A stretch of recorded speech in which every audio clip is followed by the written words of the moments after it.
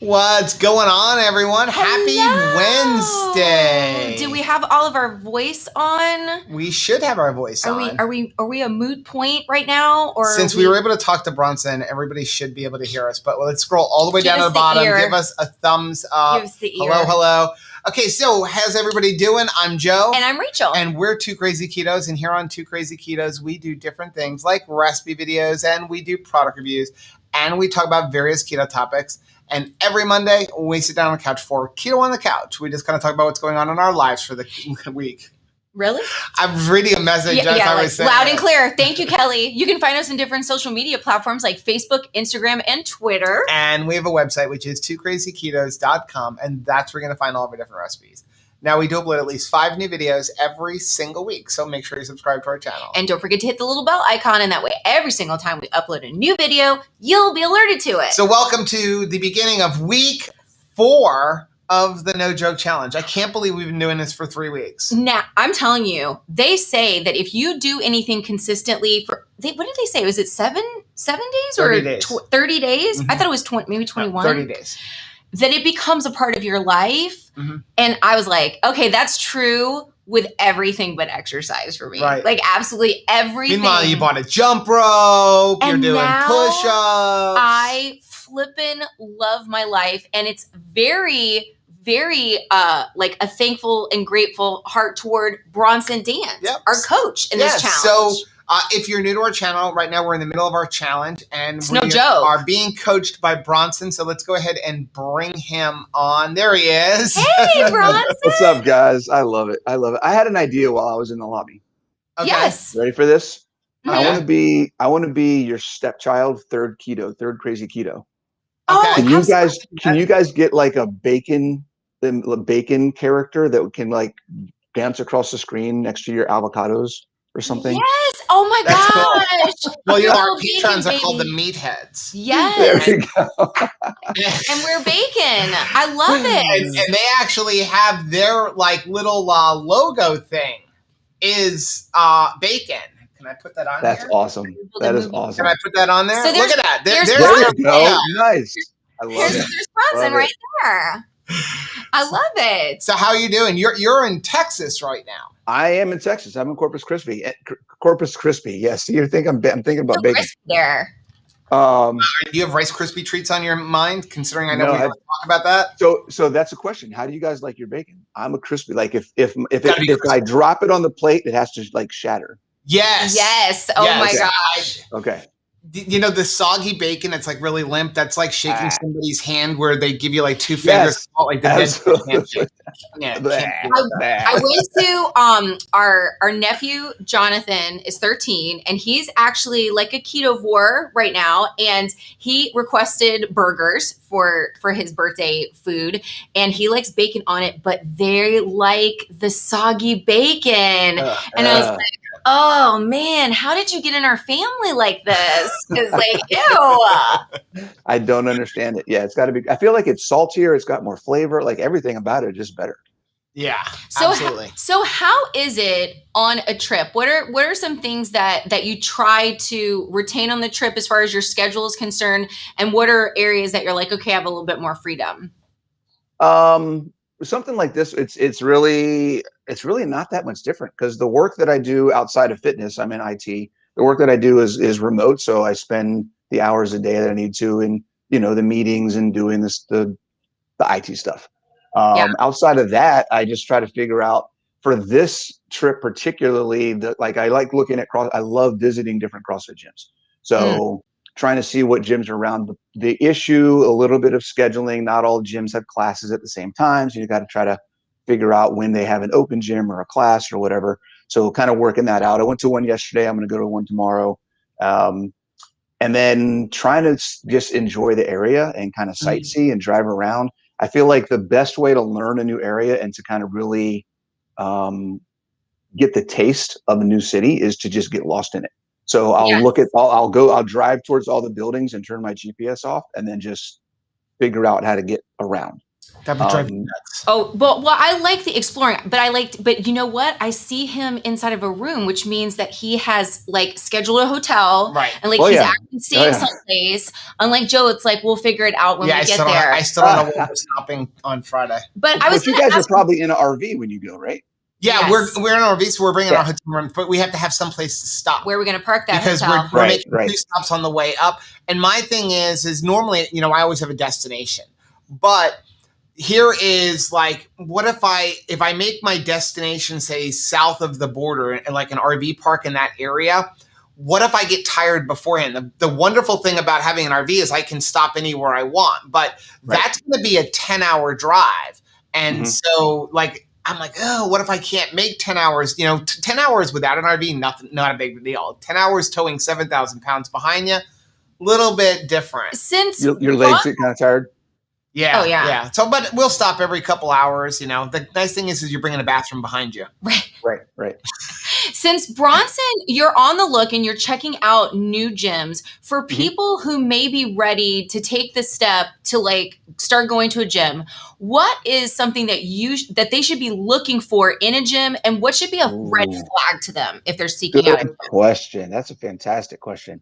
And this is a gym or any program in general, anything you're looking at. Okay.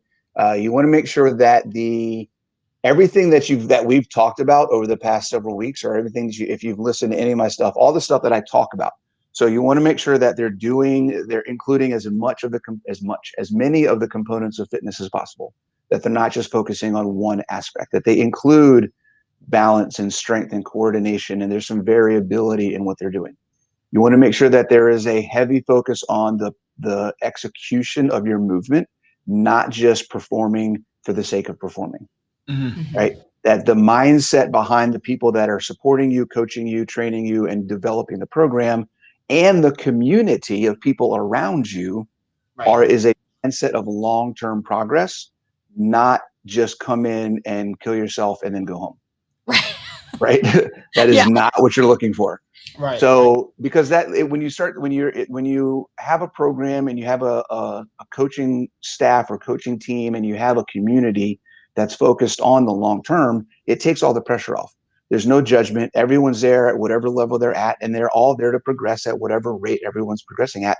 And it's about consistency, and it's about showing up and doing the work you need to do, but it's not about having any pressure to do anything at a certain level or a certain way or anything like that. Yeah.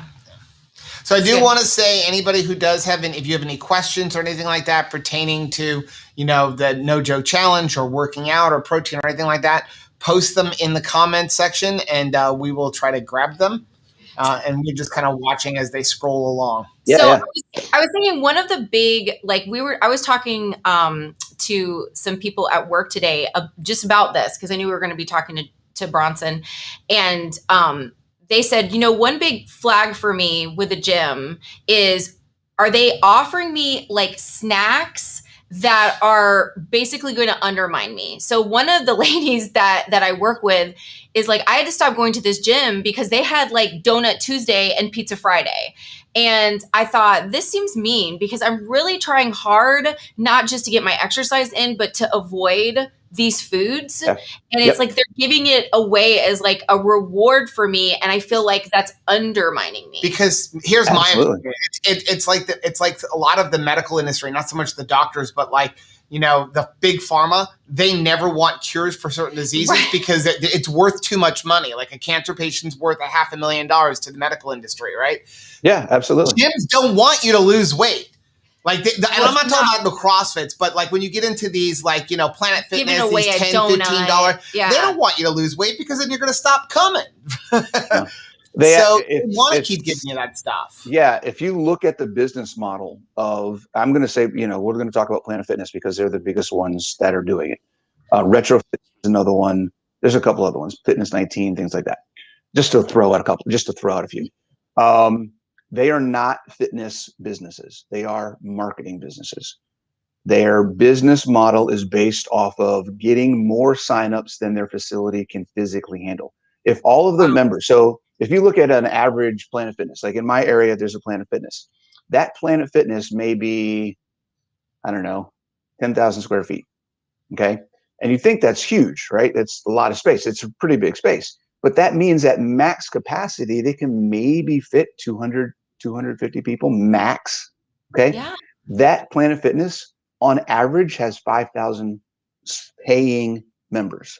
Oh my goodness. Most Because of which it's all maybe about the marketing. $10 signed up and then forgot and don't even realize they're Because the cost to entry, the membership is $15 a month. It used to be 10, right? Now I think it's up to $15 a month. It's what people are paying for. When the average person buys a Planet Fitness membership, what they're buying is enough of peace of mind to say that they've done something, even though they're not actually doing anything.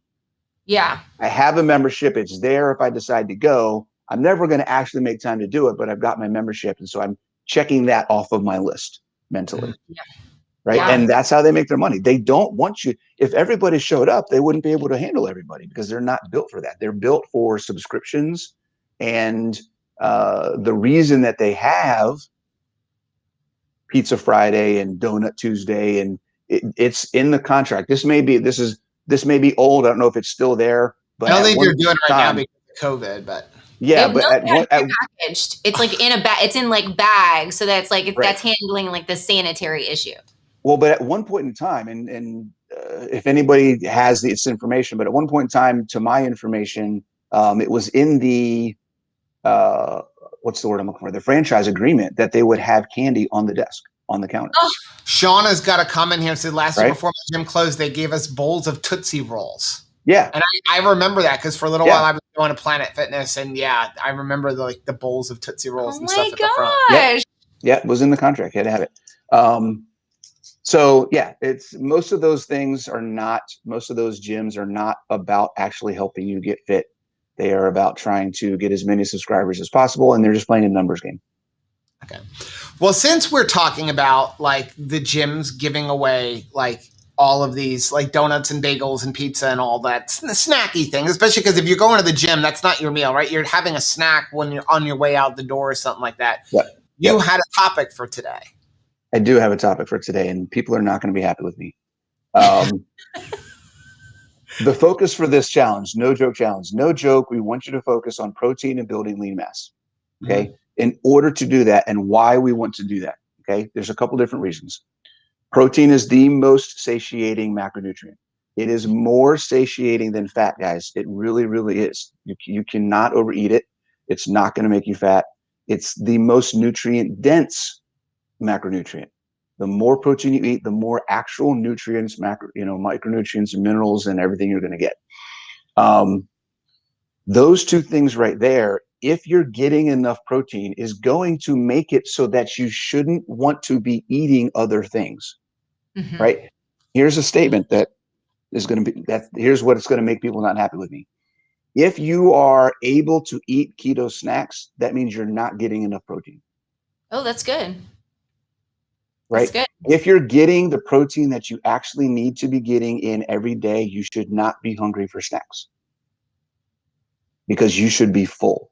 You should not want to eat anything. You should be eating enough and be like, I'm good. I don't need to eat again. Whether it's a snack, whether it's another meal, until it's time to actually eat another meal and then go. Right? So that's one aspect of what we're looking at doing. There's been a lot of people I've seen posting talking about they're struggling to get their protein in. I haven't actually written a spreadsheet and compared names, but I would bet that some of those people are also people that are posting keto snacks and other things that they're trying to find replications for that are keto friendly, of desserts and snacks and other things. If you cut that stuff out and focus on the protein, everything's going to change for you guys. Everything's going to change. I promise. I know it's hard. I know it's a challenge. Rachel, you look like you were going to say something. I look like I was going to just like inflate a balloon really big. Like, here it goes. No, I was thinking while you were talking, like, that's so good. 'Cause it really is about, what do I want out of this snack? What am I trying to make this snack do to me or for me? I'm not going, I mean, if I'm thinking that this snack is going to make my children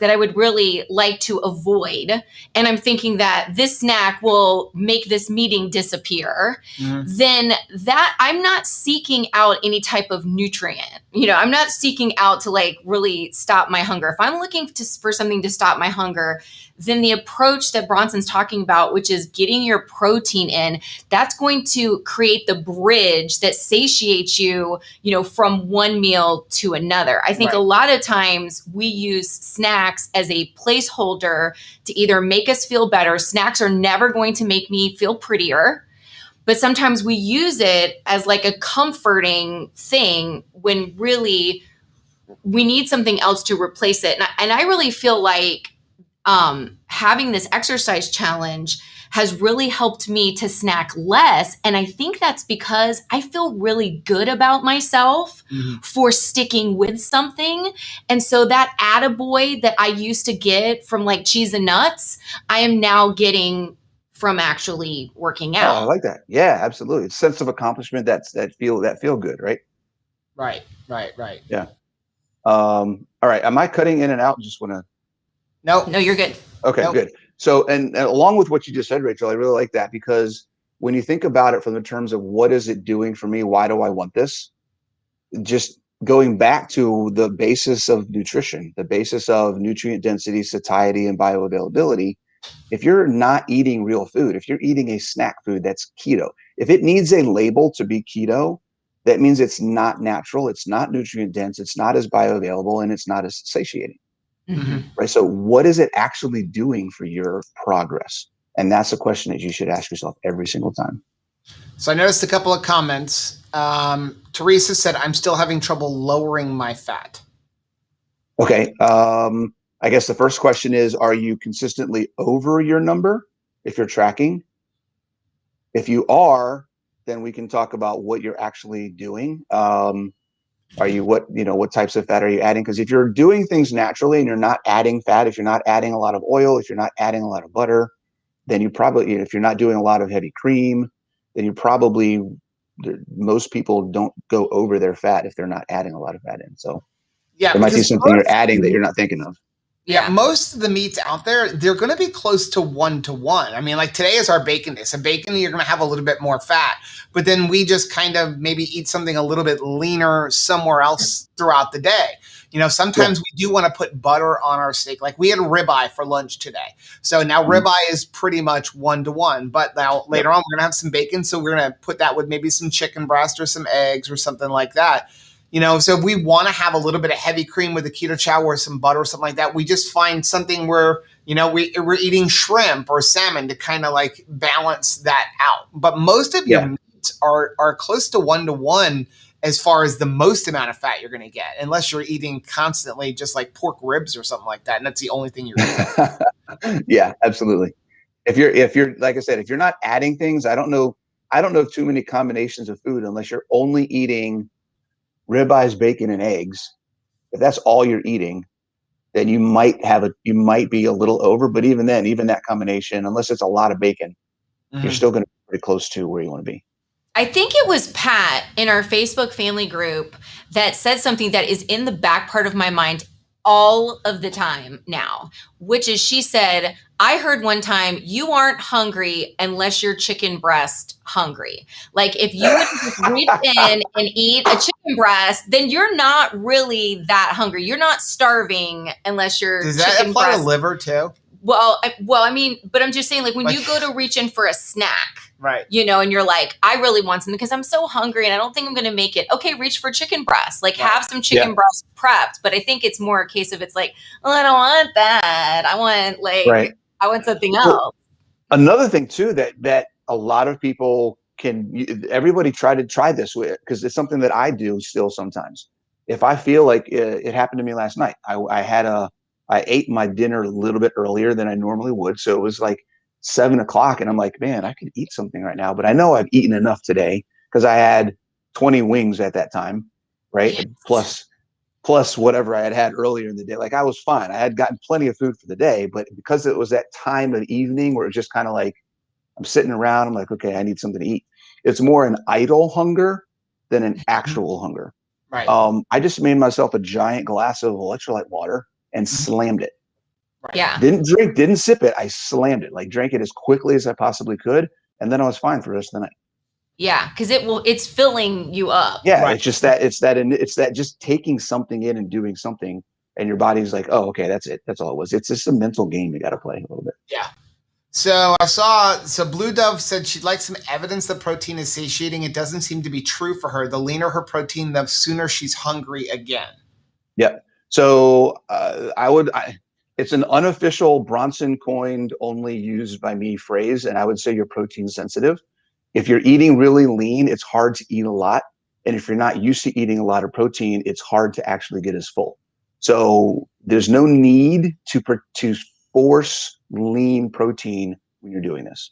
Eat something that's normally fat. Eat something that's 80-20. It doesn't have to be 90-10, right? Eat something that's got fat in it. And that's going to help you eat more because of the hyperpalatability of the combination, right? And the flavor and the taste and the texture and all the other types of things that help us eat more. So the combination is going to help you get through that. Right. But because it's still higher in protein, you're going to get more and you're going to feel full a lot longer than if you ate something that was that same amount in just fat. Okay. So Brianna said, I've got around 100 pounds to lose. I just started working out. I have a high resting heart rate around 96. Would you recommend cardio to build my stamina or just keep working on weights? A combination of both. I don't know what you're doing for weights. I would do something that was getting your heart rate up while you're doing the weights, and maybe throw some cardio in there as well, because you can do cardio with and without weights. So I'm not sure about your program, but yes would be the answer. Yeah. There's a few good ones in here. So NT Pruitt said, I'm struggling wanting to eat protein. Okay. Like you don't want it. I was thinking like, I really want more protein. And I was like, well, eat it, girl. I mean, yeah. I'm not sure how I can help with wanting to eat protein. I mean, you need to understanding what it's going to do for you, and that could just be a knowledge, kind of just be a knowledge thing. Just try to dig into why it's important and what your goals are. Get in touch with what your goals are and look at the 3 different macronutrients, and then kind of say, okay, what's this going to do? What's this going to do? What's this going to do? Which one is going to help me get where I want to go? Chances are it's going to be protein. You got to kind of suck it up and make that jump.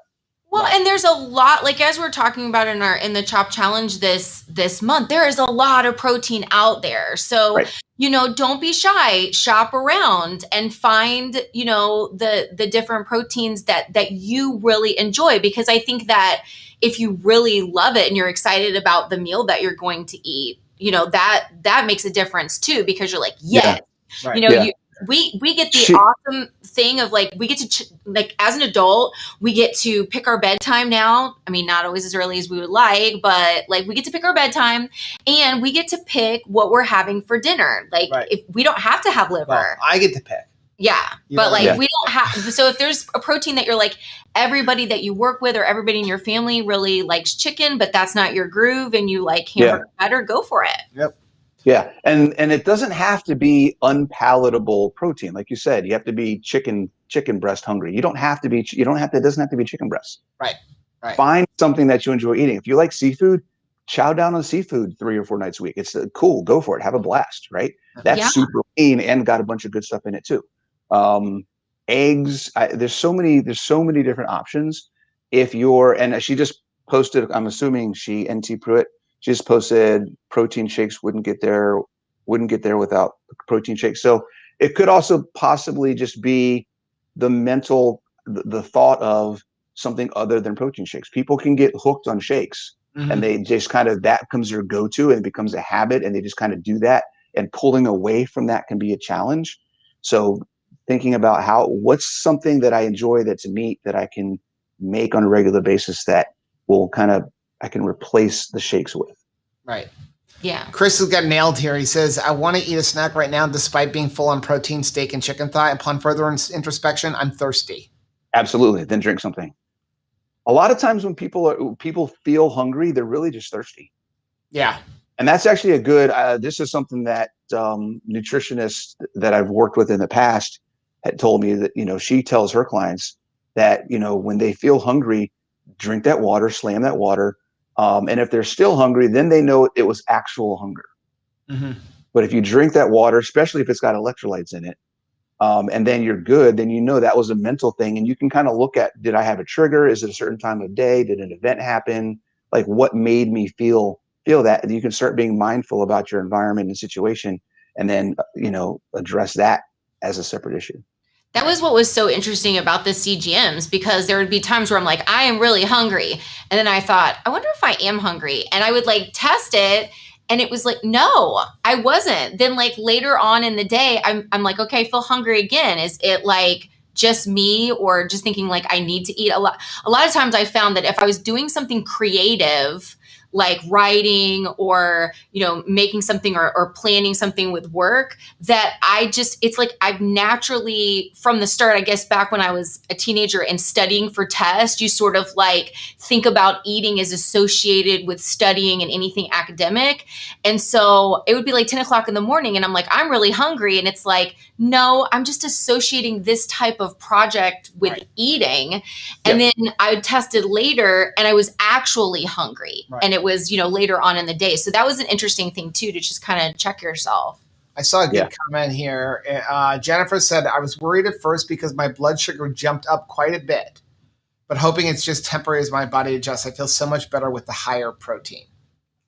So, and I know people are concerned about their blood sugar going up because of protein. Yeah, we've talked about it. We can never talk about it too much. I think protein, even if your blood sugar rises, it's not coming from the protein that you're eating. It's coming from your liver response, and you'll be fine. Right. You'll be fine. As the more adapted you get, the more body fat you lose, the more insulin sensitivity it improves, the less you're going to see that happen until your body will just love it and love you for it. Here's a good one from Ida. Said, how important is tracking? Can I just be intuitive eating by serving myself more protein? You can. If you feel like you're not getting where you want to go, you might want to start tracking. Yeah. I mean, and this is something we've talked about. Like Dr. Berry's whole thing is don't count calories, eat a certain foods. People think don't count calories means I can go out and eat a bunch of keto snacks and I can have fruit. And if you really watch Dr. Berry's videos and read his book and listen to him and listen to the podcast, he lists about 6 things that you can eat to eat as much as you possibly want until you're comfortably full 2 times a day. Not like eat a bunch of keto. If you're going to eat a bunch of keto treats and stuff and eating really fatty foods, then you got to be counting stuff. But when he's talking about butter and bacon and beef and pork and chicken, he gives you specific foods. Right. It's the same thing. It's just we started doing it this way with tracking because we would eat till we're comfortably full, not tracking anything. But sometimes you just don't know what comfortably full feels like. Rachel is now learning what comfortably full feels like. Yes. And then you start realizing, oh my gosh, I was way under eating the amount of protein that I'm supposed to be eating. And way overeating everything else. So now, like, we kind of know. I can plop a chicken breast down and know that this is going to fill us up and this is going to fill us up and we're going to be really good. And oh, by the way, that happens to be the macros. But the first month of doing this, remember, I've been doing it since January. I had no idea, so that I can, plop down. We had 3/4 pound, ribeyes a piece tonight, and that was good, Yeah. And the other thing too, once you make it your lifestyle and you start getting to the habit of snacking on protein, then you're never going to be under. I'm looking to see if there's any other comments here. Questions? So Gail, I think people misunderstood us for a while. It said, I'm so glad you don't have to stick to strictly lean meat because I love fattier proteins for more. Yeah, absolutely. Absolutely. Yeah, and again, we like leaner protein. Plus, Rachel gets to eat more. But we also, again, we do incorporate a lot of fattier protein. But most of it is 1-to-1. I think people think that, the whole idea is 1-to-1. So if you're eating nothing but ribeyes and eggs, that's 1-to-1. Where you get into trouble with the fat is plopping 5 tablespoons of butter on top of the ribeye. Yeah. Right. And MCT oil and and heavy cream and mayonnaise, making a salad mayonnaise. with olive oil and mayonnaise and like, all that other stuff. Yeah. Yeah. Okay, so Christopher And said keto snacks. Yeah. Christopher said, yesterday my protein was probably 3 times my fat at 30 chicken wings. Today my fat is over my protein because I had 5 pounds of bacon. Between the 2 days, my protein is still higher. There you go. Yeah, I mean, people think that chicken wings, and I guess it's pre-keto and it's like what the outside world said. I always say that's the outside world. Chicken wings are really bad for you. They're really fatty, but they're actually still, no matter, even getting them deep fried in tallow at Buffalo Wild Wings, they're still much higher on the protein scale. Yeah, it's white meat, so the meat itself is pretty low fat. So it's just really, the sauces and when you start putting like tons of oily sauces and, butter and everything else on top of them, that you can fatten them up. Yep. Well, I mean, I used to, when we first started keto, I would tell Joe, I'm going to really miss my giant salads and being more like the portion of meat is bigger than all of the vegetables. But really upon closer observation, what I was using my salad as a condiment, delivery system. It was basically that provided the croutons, ranch, and sunflower seeds or whatever else that I would put on top of it. I mean, it's not you go to some place like Cheesecake Factory and you order, a salad or even Wendy's. Chopped salad. There's so much stuff that comes with it. There's tortilla strips and all kinds of fruit things and dried things. I mean, so it's this stopped being about the vegetables. Let's get honest about this. Okay, so Dahlia had a good one. Said, can we talk about exercise and joint health? I'm starting to move more and I feel like the Tin Man. Aww. I need my joints oiled. What do you recommend to loosen up the muscles in the joints? Okay, Dahlia, I don't know what you're doing. If you're doing the exercises that we have, if you maybe need to spend a little bit more time stretching and kind of warming up before you get started. Warming up and cooling down is often the most ignored portion of any workout. People will get in, they'll do a couple things, be like, okay, I'm ready to go. They'll hit the workout and then they're done and they're like, I'm done with the workout. So that means I'm done with everything. Well, you're not technically done with the workout until you've gone through the cool down. So do some stretches, let your body relax, right? You just spent 15, 20, 30 minutes, an hour in fight or flight. You need to turn off the opposite side of your central nervous system and get back into the recovery area, right? Get it saying, hey, okay, I'm done with this exercise. I need to now reduce my heart rate, reduce the inflammation, right? Because it's all good inflammation. Exercise is good inflammation. It's good stress.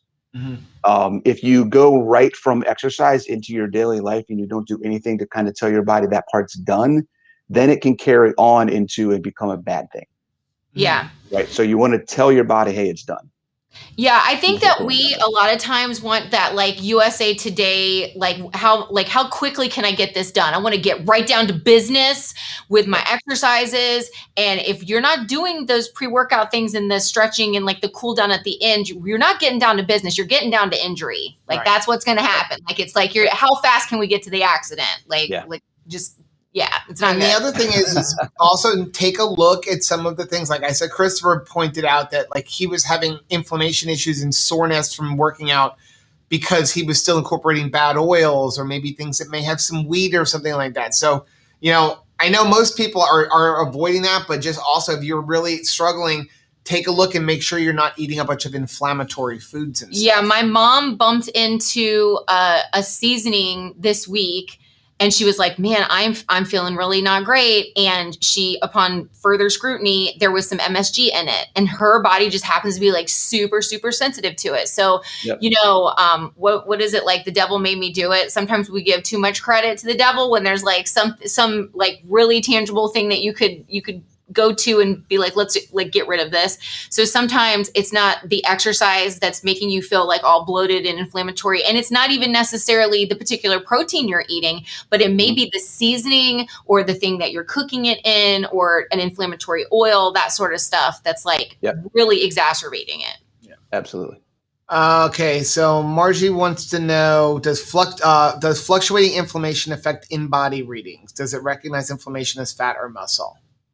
Yes and no. So it's not gonna make a huge difference if you're using HN20. Some of the higher end models, if you go to a doctor, if you go to a supplement shop or something, they actually can tell you what your inflammation is. Wow. So that can help with identifying, particularly if you may have an injury somewhere or if you're overtraining, things like that. But for the most part, I wouldn't worry about it. I know that, like, if you look in the documentation for like the home in body scan, they do tell you, like, don't do the scan like right after a shower, or don't do the scan Right. like right after working out, because it can. I mean, if you're going to do that, that's fine, but do it the same. It's like everything else. Like, Absolutely. don't weigh in the Absolutely. morning and then weigh the next day in the evening.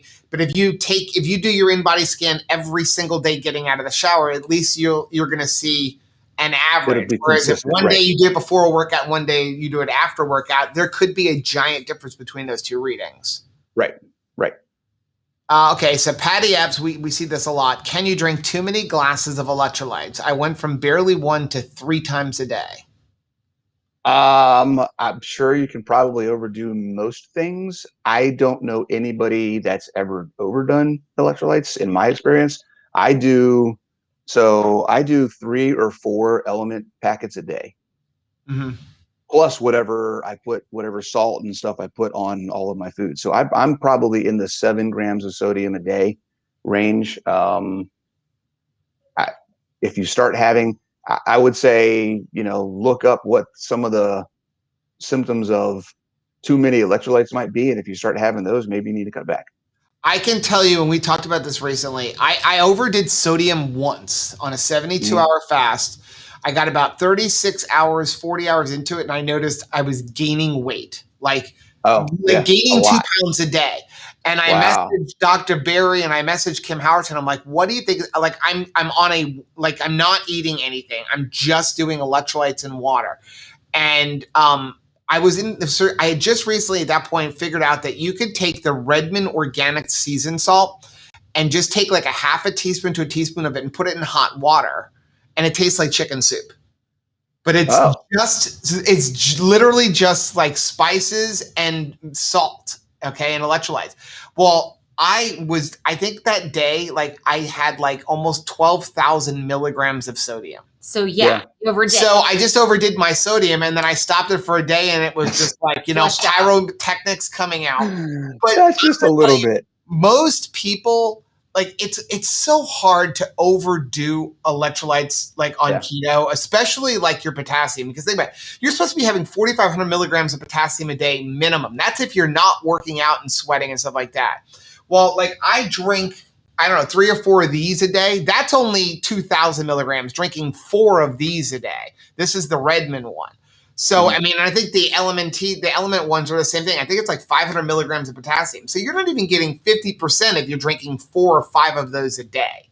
And again, that's just your minimum amount. It's really hard to overdo your electrolytes other than sodium on keto. As it's warming up here in South Florida and we're doing all the exercising, like, I've noticed, like, I've bumped up mine, but like I feel like I just have like normalized myself. So we must be utilizing it a little bit more. Yeah, like the highest food you're going to eat on keto that's got potassium is going to be an avocado, and that's like, I think, 900 milligrams. And unless you're eating 3 or 4 avocados a day, you're probably only getting like maybe 1,500 milligrams of potassium from your actual food. Maybe on Cinco de Mayo.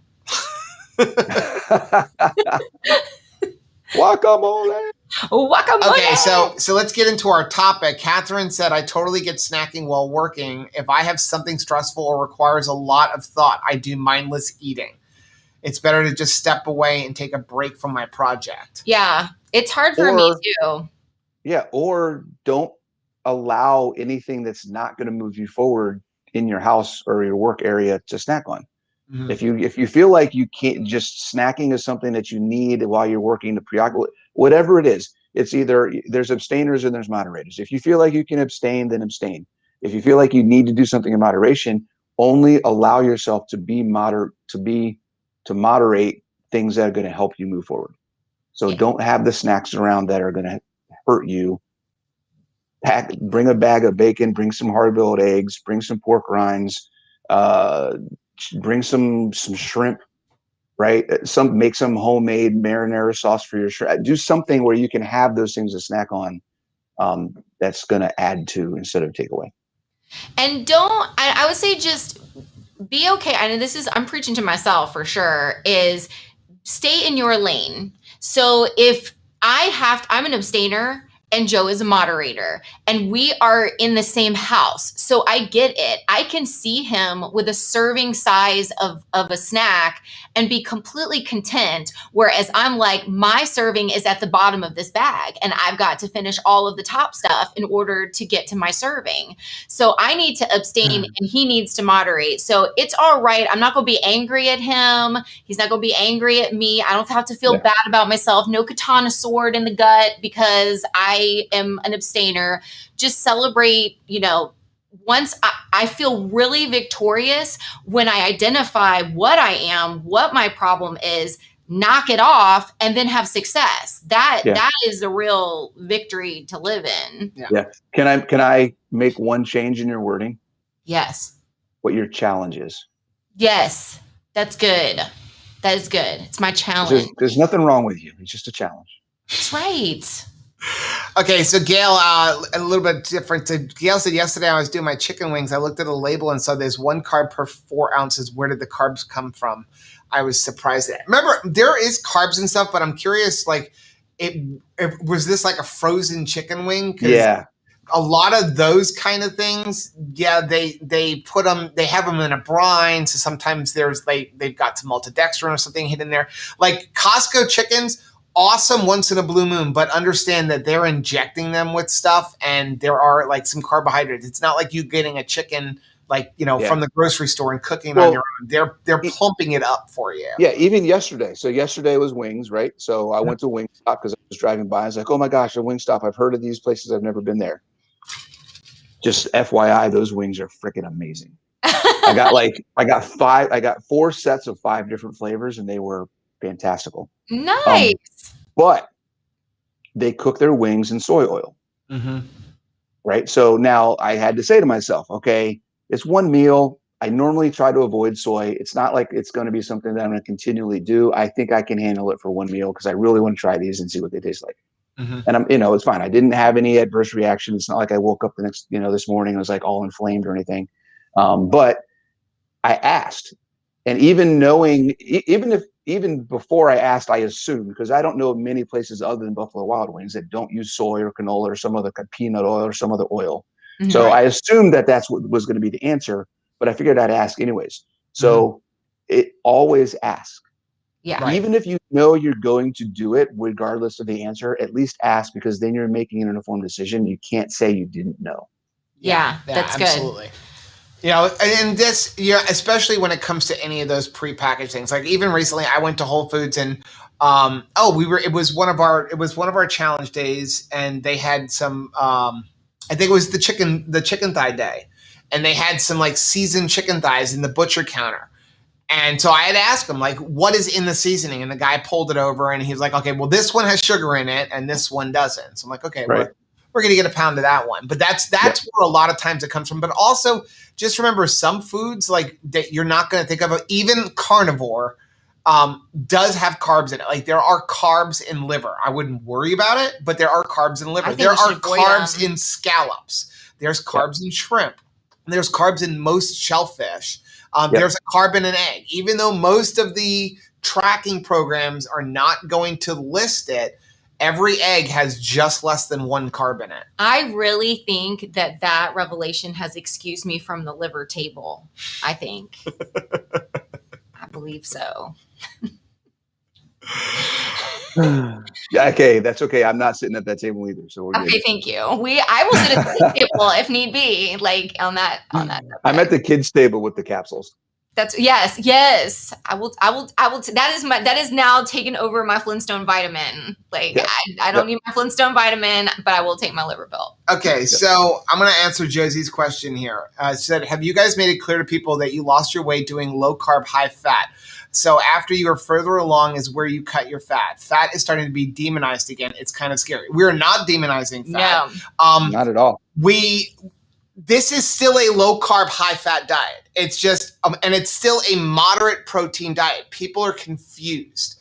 Okay, so when you look at keto, if you look at the way people originally talked about, like they looked at percentages and it's like 75% fat. That was from calories. You're still doing the same thing here. Yeah. Okay. If you're eating a 1-to-1 ratio, which is what Dr. Berry talks about all the time, 1-to-1. 1-to-1 ratio is 65 to 75% of your calories are coming from fat. It's still keto.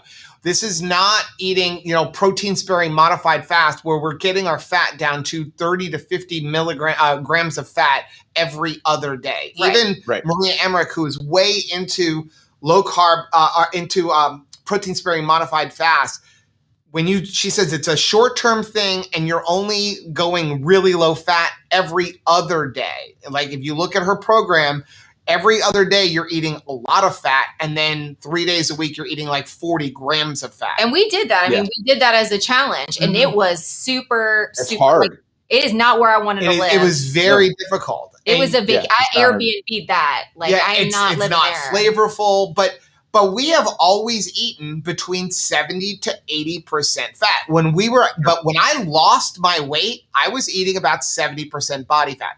When I got down to 70% dietary fat. It was like, when I got down to 183 pounds, I had upped it to about 80% because I didn't want to lose any more weight.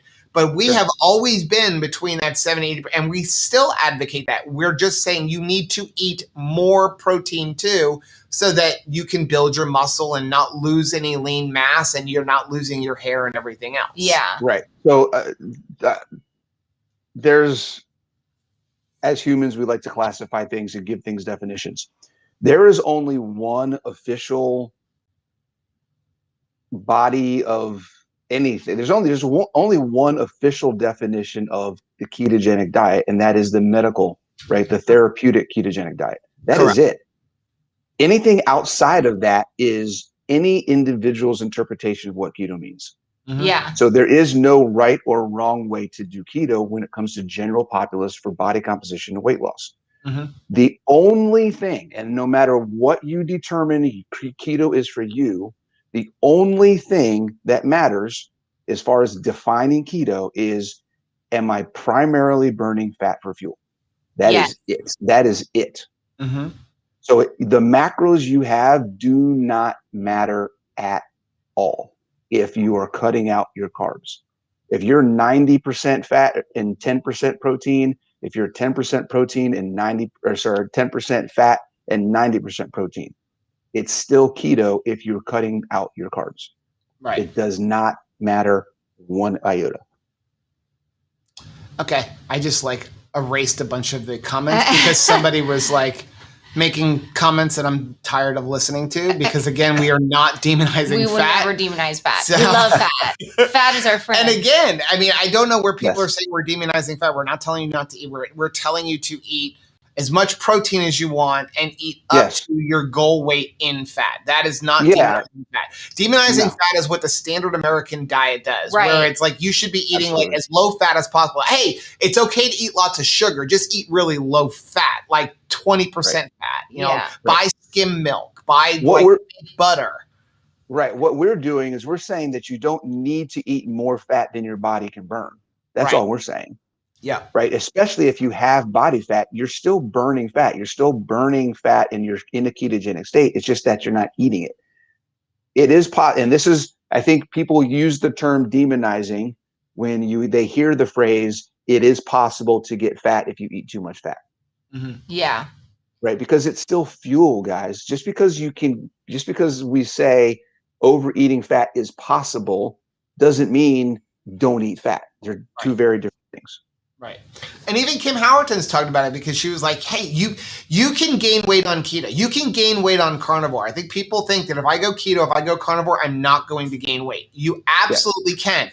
If you are eating more energy, more fat and carbohydrates than you are actually using on a daily basis, you're going to gain weight. It's got to go somewhere. Okay, it goes in your fuel tank. That's the way our body is designed, so that when you got into those times of the year where you couldn't go hunting, you had something to live off of. Yeah. Okay. Gail said her wings were fresh ones. I did basic seasonings. It could be coming from the seasonings. I wouldn't worry about it too much. Yeah. I mean, like 1 carb and 4 ounces of wings is really not much to worry about. Teresa, good question. Said, I have to wait for it to come back up so I can put it on the screen. Said, I can't afford to buy electrolytes. What do I do? Dr. Berry's got a great thing for making Curade, but use Redmond real salt or a good mineral salt. Don't go buy pink Himalayan salt from Marshall's. It's usually not really pink Himalayan salt. Yeah. It's salt that's been colored pink. Get a really good mineral salt like Redmond. Or you can go buy new salt. That'll help you with potassium. Dr. Berry talks about making Ketorade, where he mixes it with a little bit of, new salt and water, and you can put a little bit of flavorings and stuff like that in there. Claire said, I think inflammation and stress from my recently discovered back problems are stalling me. Oh. My in-body numbers are not changing at all, but I feel more mobile and I can see my body changes. Okay. Stick with it. Okay. Yeah, so Catherine said 150 grams of fat and 150 grams of protein, 150 grams of carbs and fat is still high fat.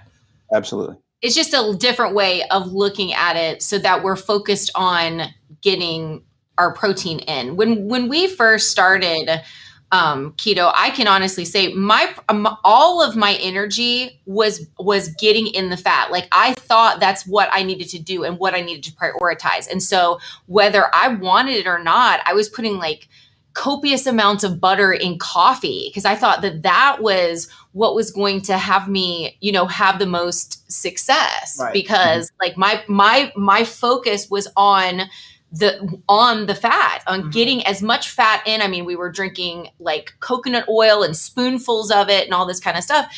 Meanwhile, my hair was falling out and because I wasn't getting the protein and I still had like problems with energy and stuff like that. So once we've switched to this mindset where my priority is really the protein, then I feel better and my skin is better and my hair is better. And just like overall, I think you're just going to feel better on it. Yeah, absolutely. Absolutely. I mean, look what it's done for Bronson and Joe's hair. It's like amazing. Like a baby's bottom.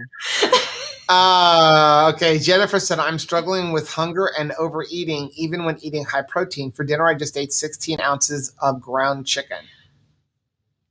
If you're struggling with hunger, eat more protein. Yeah, that's the nice thing is you can eat more protein.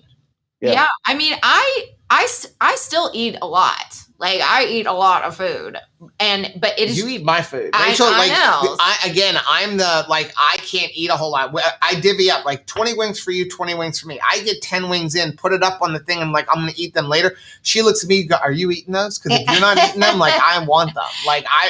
And I'll be like, I am full. She's like, well, give me what you're not eating. I mean, I'm just like, I can't eat a lot in a sitting. And Rachel can, but she's eating high protein, so she doesn't care. And that may be how you're feeling too. So like, again, we're not focused on intermittent fasting for 24 hours at a time, because that can be a challenge too, to get in everything that you need in one sitting. Even if you can just go to like a eating window where you have 4 or 5 hours of eating, use that space. Like if you're like Joe and you can't OMAD stuff, or you can't he can only eat a little bit at a time, poor little thing.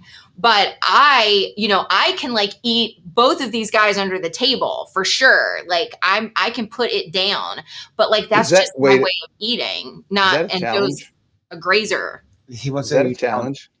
She'll win. Oh, it is. I'm telling you, she'll win. She beat Chris. Okay. No, Chris beat me, but only because I stopped for a minute. I never stopped. We're talking about wings. We're talking about wings. Yeah. What do you think you could do? I've never tried. We'll have to find out. I just downed 20 she can down no 20. big deal. She had 20 Okay. the other day, followed up by like a 10-ounce burger. All right, we should do a live wing eating contest. Yes. When I come down there. Yes. Oh my gosh, that would be so much fun.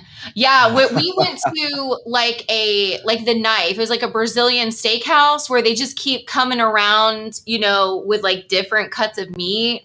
And, and they're waiting for you to turn your card over. That's like a stop sign, or like at least they were hoping that I would have like a yellow yield or something. Tap out, woman, tap out.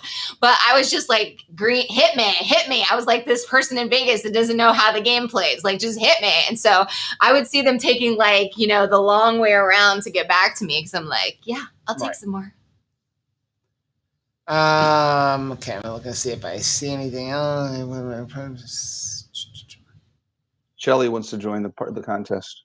Oh, yes. Oh, really? We're in. I know I could totally out-eat Heath. I could do it. You can out-eat Heath? I could do it. I could. Oh, Chris said I totally beat you at the Brazilian barbecue. Yeah, he did, but I stopped. Yeah. He got me monologuing. Rachel said I can do 24 wings in a sitting.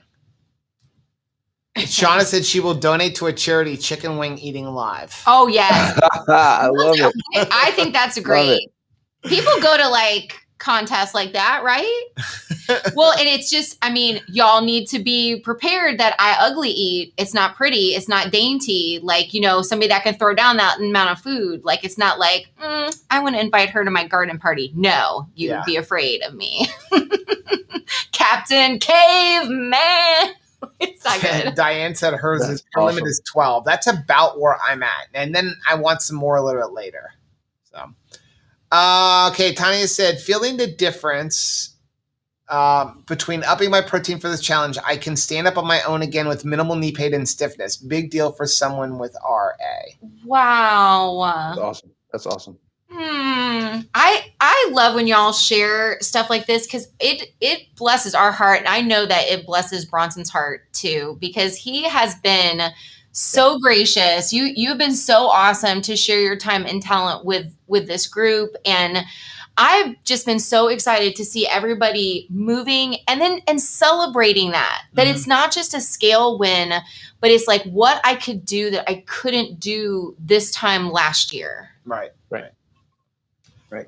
Okay, we've been on for an hour, and Bronson's on vacation. Yes, want to let him get on vacation. Hopefully it's sunny. Yeah, can we do one thing? I want to just run something through. I just want to run through some numbers to kind of see if we can kind of level set everyone so we understand what we're talking about. Okay. When we talk about 1-to-1, so let's just use 150 as our number. Okay. And you know what? Even if we do, we're going to say 150 is a number. If someone's eating 2,000 calories a day and they try to do 1-to-1 at 150, they're going to be around 65% fat, 30% protein, 5% carbs. Okay. That is by no means demonizing fat. That is by no means low fat, right? Now, if they want to go lower in the fat percentage, then that's perfectly fine, especially if they have body fat to lose, but they've got that to play with. If they want to go the full 65%, they can go the full 65%. Right. And that's like 140 grams of protein of fat if they want to do that. Right. So there's plenty of fat to play around with in it. And that's, I saw somebody said, Dr. Barry said last night he's not a fan of high protein, low fat. Again, we're not promoting high protein, low fat. Right. We're promoting 1-to-1, which is exactly what Dr. Barry's favorite meal is. He tells you every day, eat a ribeye. That's 1-to-1. Yeah. Right. It's the same. We're just tracking it. Right. The reason it sounds like we're talking. Yeah. The reason it sounds like we're talking about high protein is because we keep talking about get more protein. And that's only because most people don't get enough protein. So we're not saying you need more than what you should have and you need more than normal. We're trying to get you up to what normal actually is. Right. Because I think what happens is when people get started on keto, and I was definitely guilty of this and struggle with it for a little while, you think like I can eat as much fat as I want and like have keto coffees that are like 800 calories. Right. You know, like 3 tablespoons of heavy cream and some butter and some MCT oil and all that in there. And then start going, but hey, like I've got really high ketones, but why am I like, what's going on? And meanwhile, I have no energy and my muscles hurt because again, I wasn't giving myself enough protein where, you know, 90% fat is awesome if you're not trying to lose weight and you're trying to have therapeutic ketones. Yes. But you don't need to eat that much fat. Like again, that 65 to 75% range is good. And that's really where we're still at. Right. Right. I like, So, cool. who said, KJ said, like, yeah, if someone's new and just turning in for the first time, where can they find stuff about you, Mr. Bronson? My website, theapextrainingsystem.com, my YouTube channel, the Apex Training System. I have a Facebook group called Apex Health and Fitness that everybody should request to join. It's the only functional fitness, real people fitness group out there that is also keto carnivore. So I understand what keto is. I understand what carnivore is. If you're living that lifestyle and you want the solution for fitness and you want to hang out with all these awesome people, because there's a ton of people that are commenting or in that group already. You know, Joe, you're in there. Yep. Yeah. That's a great place to find me too. Renee said, Joe, are you doing the workouts on the app too? Yes, I am. So I'm doing a combination of the ones on Bronson's app as well as just the ones that you know we've got for our group. But I've been doing the ones for the app from the beginning since January. Yeah. Speaking of the app, I'm going to be giving you guys an affiliate code for the app. Oh, cool. Oh, wow. So that you guys can share a discount with all of your people, anybody wants to sign up. That is awesome. Well, I'm excited about that because to join. Yeah, because you know, if you're even thinking about like getting a coach, getting into a program, if you like how you're feeling and you're like, I want to go further, I would like to get more workouts. I love this access to my coach. Like, don't miss this opportunity. Reach out to Bronson and talk to him about some of the services that he offers, because it's very challenging to find anybody who even accepts like a keto carnivore lifestyle, you know, in the fitness world, let alone a trainer that actually lives it himself. Yep. So we're going to end with this. Real salt. Yes, carnivore is better. You only need to follow these 3 words to do this diet correctly. Eat more meat. We're all about it. Have a great week.